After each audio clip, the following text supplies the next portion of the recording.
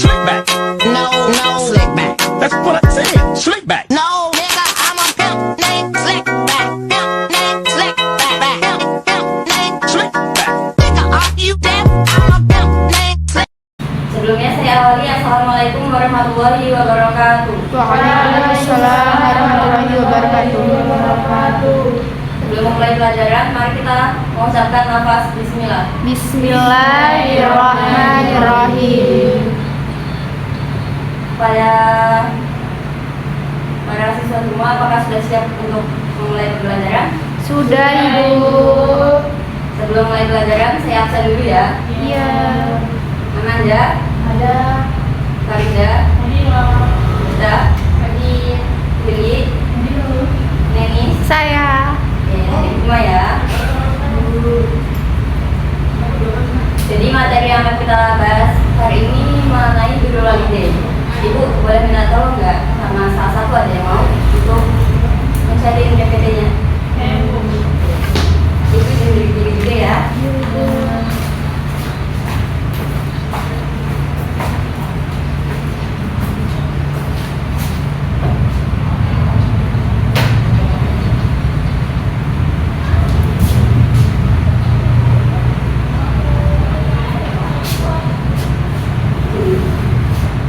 Sebelumnya udah tahu belum siapa itu Birrul Walidain?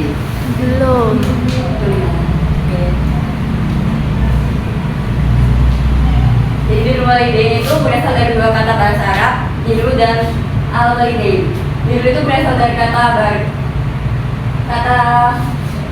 bara yang artinya bakti atau berbakti, dan al-walidain itu orang tua kandung. Jadi Birrul Walidain itu merupakan suatu sikap berbakti atau berbuat baik dan berlapang dalam kebaikan kepada orang tua, baik dalam perkataan, perbuatan maupun niat kita. Apa dalil mengenai Birrul Walidain? Ada yang tahu nggak? Ada ya, oke.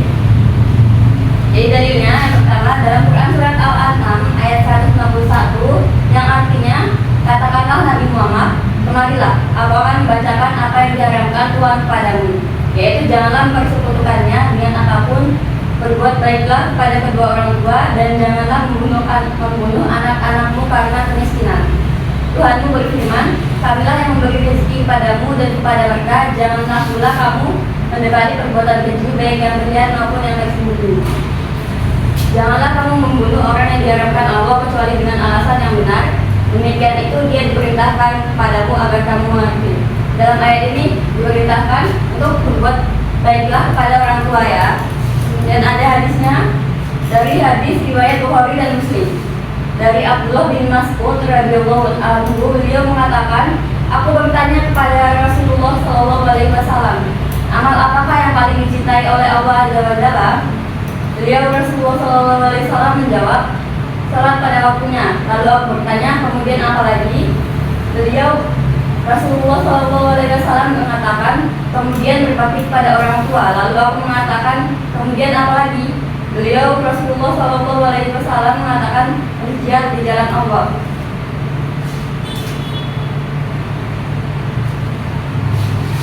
Bagaimana kedudukan Birrul Walidain? Ada yang tahu nggak sih? Nggak ada ya? Ibu mau tanya nih, ibu juga ada hadiah untuk yang bisa jawab pertanyaan, nanti angkat tangan ya. Jadi pertanyaannya, kenapa sih kalau bakti orang tua itu penting? Karena Amanda silakan. karena perintah berbakti kepada orang tua itu turun bersama dengan perintah untuk taat kepada Allah Subhanahu wa taala. Oke, benar, beri aplaus dulu.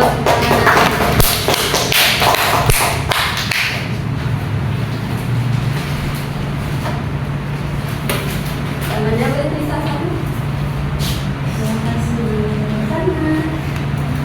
Baik, kita masuk ke kedudukan Birrul Walidain ya. Jadi kedudukan Birrul Walidain itu Allah dan Rasulnya menempatkan orang tua pada posisi yang sangat agung dan tinggi, sehingga berbuat baik kepada keduanya menempati posisi yang mulia, dan sebaliknya durhaka kepada mereka menempati posisi yang sangat rendah dan hina.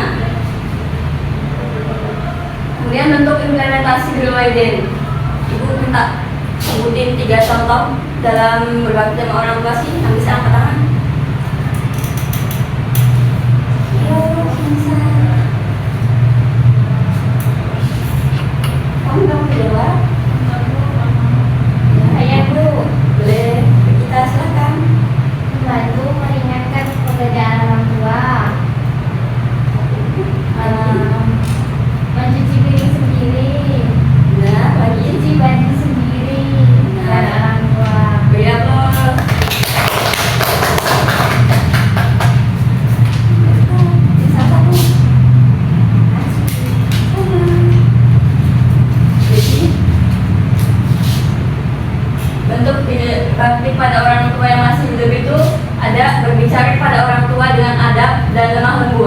Selalu taati kedua orang tua, lemah lembut kepada orang tuamu, dan jangan bermuka masam, serta jangan memandang mereka dengan pandangan yang sinis.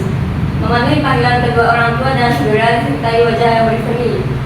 Jangan membantah dan menyalahkan kedua orang tua, santun dan beradab ketika menjelaskan sesuatu yang benar kepada mereka.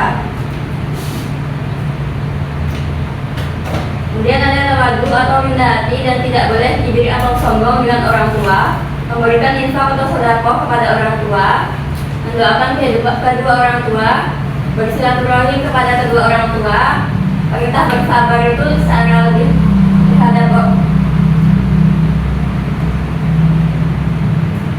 bersabar secara lebih kepada orang tua yang sudah lanjut usia. Karena kan kalau orang tua sudah lanjut usia itu kayak baik lagi ya ke anak kecil kan. Jadi kita harus sabar menghadapi mereka sebagai anak. Tidak meninggikan suara dan berwajah masam kepada mereka. Kemudian yang terakhir menjaga nama baik serta kemuliaan dan harta mereka. Kemudian ada implementasi ketika orang tua itu sudah tiada.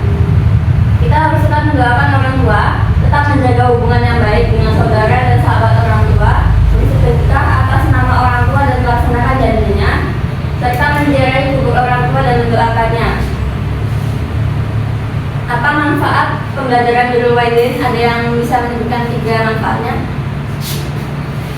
Ayo, Mbak Lili, Mbak Nenis, Bapak Ridho juga mau menjawab boleh?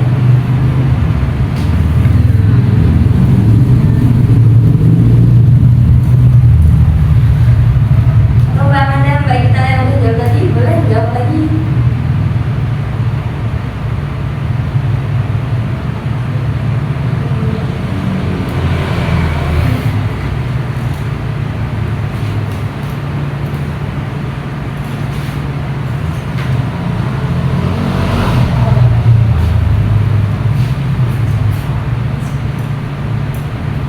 Iya Mbak Lili, boleh jawab? Yang pertama yaitu mendapat perlindungan dari Allah karena menambahkan ilmunya. Lalu sesulit apapun dan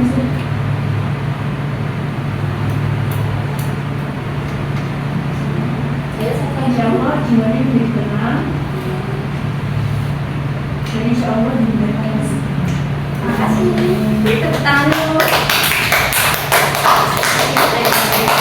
Terima kasih Bu.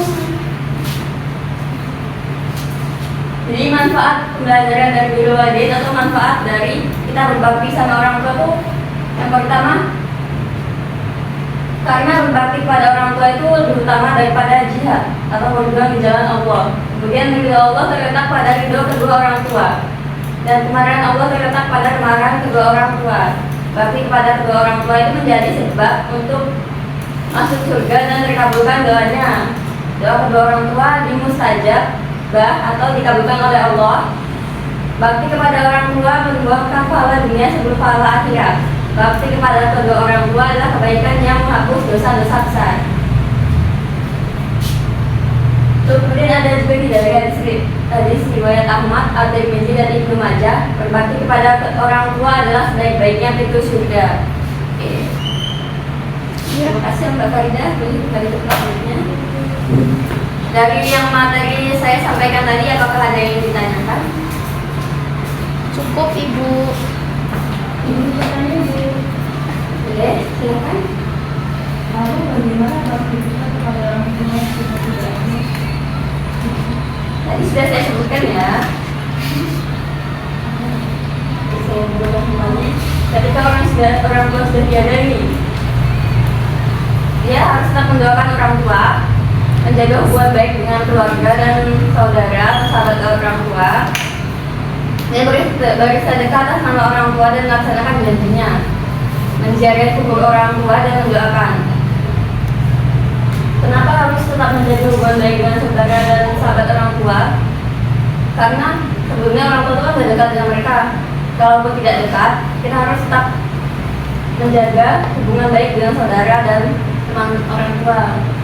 Kemudian bersedekah atas nama orang tua dan melaksanakan janjinya. Ketika orang tua itu mempunyai janji dengan seseorang atau dia pernah berjanji terhadap dirinya sendiri atau Allah Subhanahu wa taala, kita sebagai anak harus bisa menepati janjinya.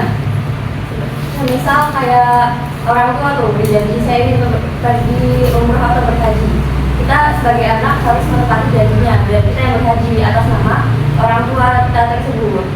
Apakah sudah paham? Pada yang lain apakah sudah paham?